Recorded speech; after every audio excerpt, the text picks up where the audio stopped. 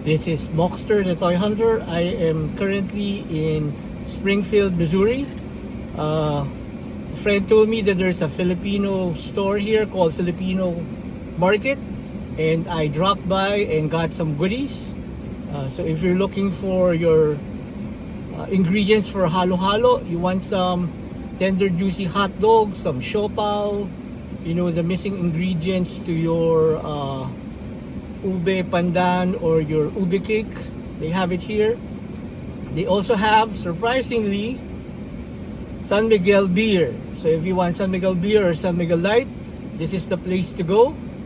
Unfortunately, they do not have bagoong. So if you're looking for bagoong, they don't still have stock of that. They do have Lidia's lechon sauce.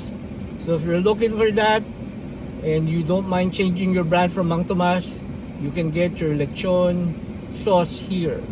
So if you're ever in the Springfield area, which is about 216 miles south of St. Louis, and it's about maybe 3.5 hours from St. Louis, come down here. They also have balikbayan boxes. So if you want to send something back home, come to Filipino Market in Springfield, Missouri.